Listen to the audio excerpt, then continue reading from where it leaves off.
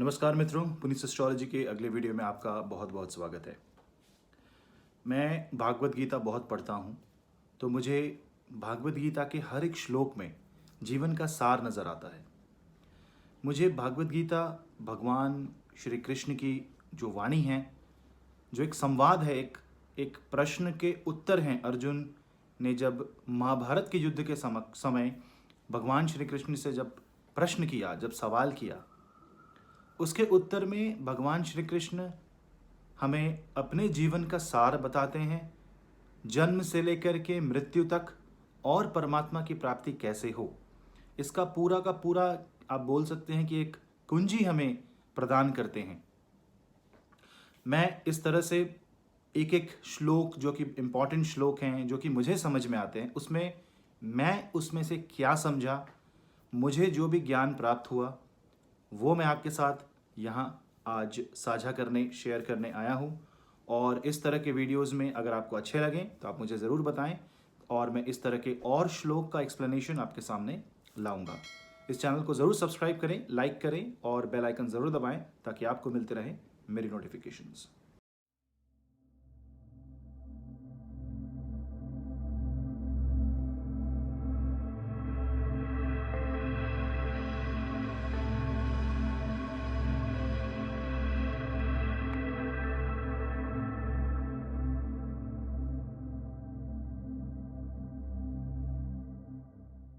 आज बात करेंगे भागवत गीता के चैप्टर नंबर 13 श्लोक 35 यानी अध्याय 13 श्लोक 35 के बारे में। वो श्लोक कुछ ऐसा है। क्षेत्र क्षेत्रज्ञयो रेवम अंतरम ज्ञान चक्षुषा भूत प्रकृति मोक्षम च ये विदुर्यांति ते परम। इस पर्टिकुलर श्लोक में भगवान श्री कृष्ण एक काइंड ऑफ हमें एक हिंट देते हैं कि कौन सा रास्ता अपनाना होगा, हमें किस अवस्था में, मेंटल किस माइंड के स्टेट में जाना पड़ेगा अगर हमें परमात्मा की प्राप्ति करनी है। हमें एक बात समझनी होगी कि हमारा जन्म यूं ही इस मृत्यु लोक में एक मनुष्य की योनि में यूं ही नहीं हुआ, यूं ही हमारी कुंडली नहीं बन गई।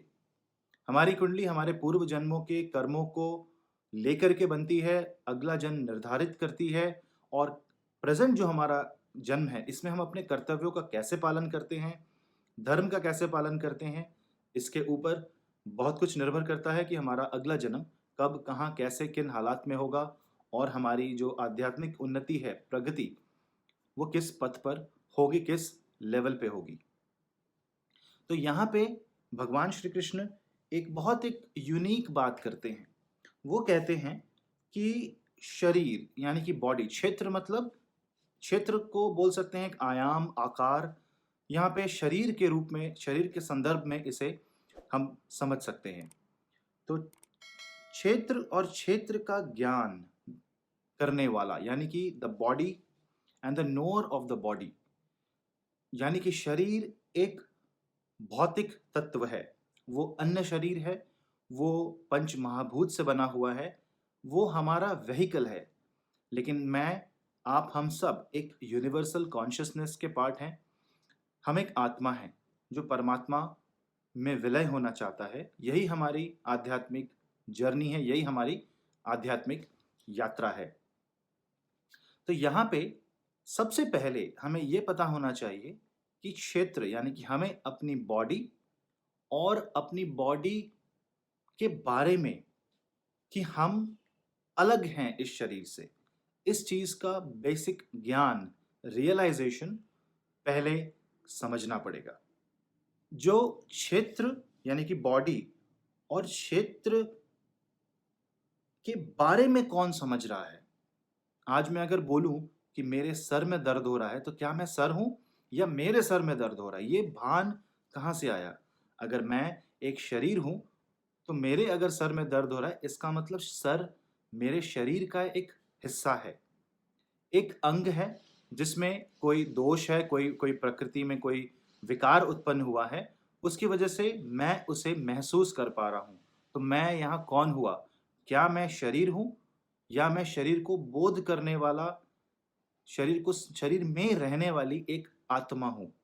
ये जब ज्ञान का इंटेलेक्चुअल से, बुद्धि से जब हमें ये डिफरेंस समझ में आता है, और इसके लिए हमें ज्ञान के चक्षु यानी कि you have to see from the eye of knowledge, ये यूं ही समझ में नहीं आएगा।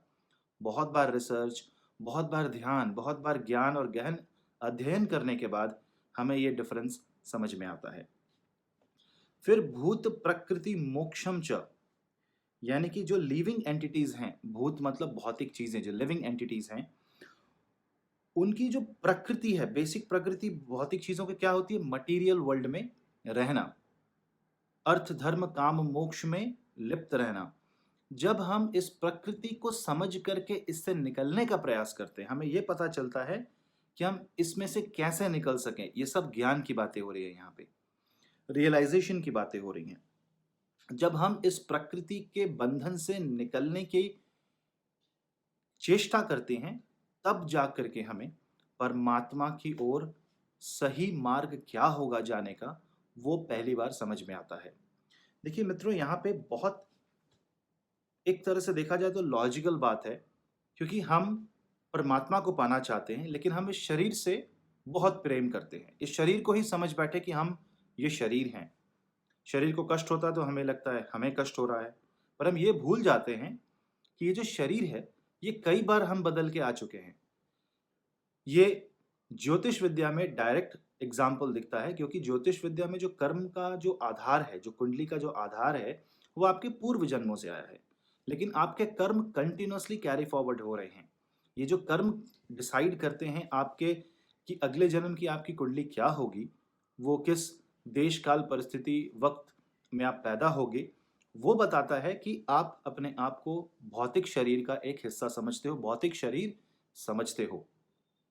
तो धीरे धीरे हमें ज्ञान और ध्यान और भगवत भक्ति के रास्ते चल करके ये जो अंतर है, ये पता करना पड़ेगा कि हम शरीर नहीं हैं। शरीर हमारे लिए एक व्हीकल है, एक कार की तरह है, कि जिस कार का मकसद है, उद्देश्य इस कार का है कि ये हमें अपने लक्ष्य तक पहुंचा देगी।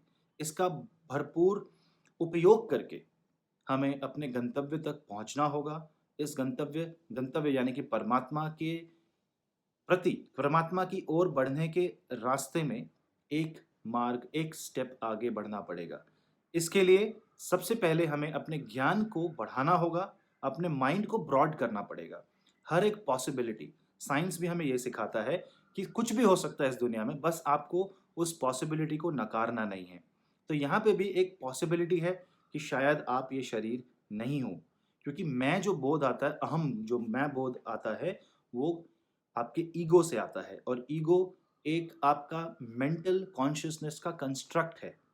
अगर ईगो नहीं होगा तो आपका शरीर बिखर जाएगा, डिसइंटीग्रेट हो जाएगा, माइंड उसको हैंडल नहीं कर पाएगा।